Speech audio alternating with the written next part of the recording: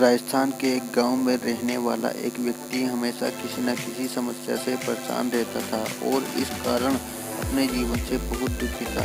एक दिन उसे कहीं से जानकारी प्राप्त हुई कि एक पीर बाबा अपने काफिले के साथ के गांव में पधारे हैं। उसने तय किया कि वह पीर बाबा से मिलने और अपने जीवन की समस्याओं के समाधान का उपाय पूछेगा।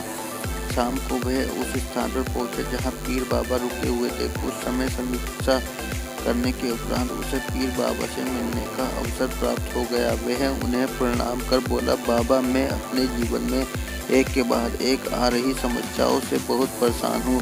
एक से छुटकारा मिलता नहीं कि दूसरी सामने खड़ी हो जाती है। घर की समस्या, काम की समस्या, स्वास्थ्य की समस्या और जाने कितनी ही समस्याएं। ऐसा लगता है कि मेरा पूरा जीवन समस्याओं से घिरा हुआ है। कृपा करके कुछ ऐसा उपाय बताएं कि मेरे जीवन की सारी समस्याएं खत्म हो जाए और मैं शांतिपूर्ण और खुशहाल जीवन जी सकूं। उसकी पूरी बात सुनने के बाद पीर बाबा मुस्कुराए और बोले, बेटा, मैं तुम्हारी समस्या समझ गया हूँ। उन्हें हल करने के उपाय मैं तुम्हें कल बताऊंगा। इस बीच तुम मेरा एक छोटा सा काम कर दो। व्यक्ति तैयार हो गया। पीर बाबा बोले, बेटा, मेरे काफिले में 100 ऊँट हैं। मैं चाहता हूँ कि आज रात तुम उनकी रखवाली करो। जब सभी 100 ऊँट बैठ जाए तब तुम सो जाना। ये कहकर पीर बाबा अपने तंबू में सोने चले गए। व्यक्ति ऊँटों की देखभाल करने चला गया। अगली सुबह पीर बाबा ने उसे बुलाकर पूछा, बेटा, तुम्हें रात को नींद तो अच्छी आई ना? कहा, बाबा, पूरी रात में एक पल के लिए भी सो ना सका। मैंने बहुत प्रयास किया कि सभी ऊँट एक साथ बैठ जाएं ताकि मैं चैन से सो सकूं, किंतु मेरा प्रयास सफल नहीं हो सका।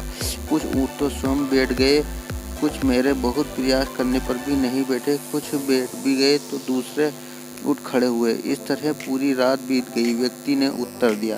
पीर बाबा मुस्कुराए और बोले, यदि मैं गलत नहीं हूँ तो तुम्हारे साथ कल रात यह हुआ।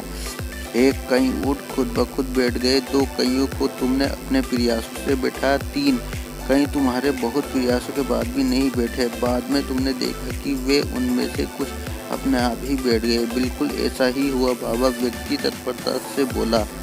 तब पीर बाबा ने उसे समझाते हुआ कहा, क्या तुम समझ पाए कि जीवन की समस्याएं इसी तरह हैं? कुछ समस्याएं अपने आप ही हल हो जाती हैं, कुछ प्रयास करने के बाद हल होती हैं, कुछ प्रयास करने के बाद भी हल नहीं होती। उन समस्याओं को समय पर छोड़ दो। सही समय आने पर वे अपने आप ही हल हो जाएंगी।